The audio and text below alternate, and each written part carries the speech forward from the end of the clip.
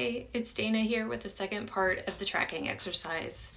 If you missed the first video, look for tracking part 1 to learn the first part of the exercise focused on noticing your body's emotional responses and seeking ways to calm yourself when you get upset. So now that you're noticing when your body is getting activated and have been able to use some of the grounding techniques to calm yourself, it's time to get curious about what happened to get you to that point, to get you so upset. So the first thing you need to know is that your brain stores experiences that have threatened your sense of safety or connection differently than it does normal memories. These memories become part of what I like to call your safety response system and are used to interpret things that happen in your life. If something feels similar to one of these memories, your brain will engage a full body response so that you can take the necessary steps to ensure your safety. The trouble here is that this part of the brain isn't the logic part of your brain, and so it often gets triggered when you're not really in a dangerous situation. So you're probably not totally aware of the old memories or experiences that are activating your nervous system, and so this is where the next level of tracking comes in. We're going to invite our brain and body to work together. So after you've been able to calm down, you'll want to get curious about the experience. It could be helpful to write down the answers to these questions and journal about them at first, and then over time it'll become a natural part of your process, and you may not need to journal if you don't want to, although of course journaling is always a supportive tool. So the first question we want to ask is, what actually happened? This is just a factual statement about the events that took place. For the sake of this video, we'll just say that a friend canceled plans last minute because they were sick. So the second question to ask is, what emotions did I feel when that happened? In the case of our example, would you get angry because it's an inconsiderate thing to do? Would you feel shame or sadness and start justifying it because you're really no fun to be around anyway?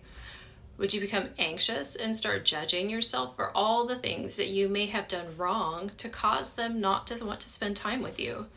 This really can go any number of ways, and your job is just to notice how your specific situation makes you feel and respond. The third question is, what meaning are you making of the situation?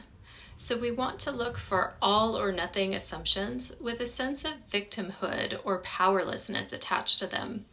It may be hard to do this part initially, but it will really help you understand how you're interpreting the situations that are causing you difficulty. So some examples of these types of statements would be, no one listens to me. If I don't do it, no one will. Things never go my way. And in this case, it could be something like, I can't rely on anyone, or no one cares about me. The fourth question we want to ask is, how does this situation and the meaning you're making of it apply to a negative core belief about yourself? So this will likely be a pretty negative belief about yourself that you could apply to a variety of situations. So it might be, if I can't rely on anyone, does it mean I'm all alone? Or if no one cares about me, does it mean I'm not good enough? Other examples could be, I'm not important, my needs don't matter, I have to be perfect, or I don't belong. And the final question we want to get curious about is, how did you learn this belief was true? When in your life have you felt this way before? With our example, a parent that was regularly late or forgot to pick you up from school, bullying, or exclusion in social circles could be origin experiences that would contribute to emotional reactivity. So it's helpful to look as far back as you can. A memory may become immediately clear for you, but you may also need to sit with this for a moment. Often there are specific memories you can point to, but sometimes it's hard to access something specific because the dynamic that created this feeling was repetitive and specific instances don't particularly stand out. Also, some of these beliefs may have been developed by things that didn't take place. If you were neglected, for example, or your emotional needs were unmet, you may not have specific memories that caused harm, but it was the absence of the love and care that made you feel unsafe or disconnected. It's important to note here that many people with a good amount of relational trauma don't have a lot of memories from their childhood. This is the way their brain protected them from their painful experiences. If you find yourself in this situation, it would be especially important to connect with a trauma-focused therapist to support this kind of deeper work and exploration. So it's not necessary to nail down a specific memory, but we should assume that there is an experience in your lifetime, most likely your early childhood, that's caused you to react to this type of situation so strongly. Think back through the times you really get emotional. Is there a common thread? You'll want to start noticing when this belief about yourself shows up and start to question if it's really true in this situation, or if you're being triggered. Could there be another possibility? In this situation, it really could be that your friend is sick and they just need some rest. It's a bummer, for sure, but it doesn't mean they don't care about you or that they're unreliable. Unfortunately, a lot of this tracking happens in retrospect after you've been triggered and have already responded badly.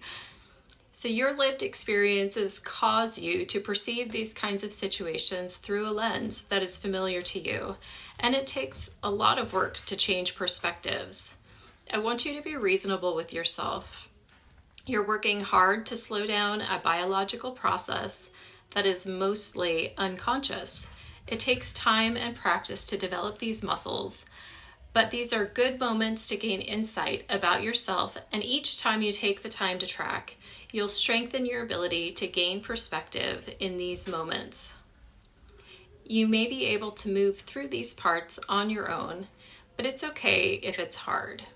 Most people are doing this kind of work within a therapeutic relationship, and it can be challenging to get there on your own. If you find yourself getting stuck, you may benefit from additional support from a therapist. And if you've uncovered experiences that are painful and hard to move past, EMDR is a powerful tool to shift these memories and beliefs so they don't hold so much power over your perceptions and emotional reactions. Thanks for watching. I hope this practice is helpful for you in your healing journey.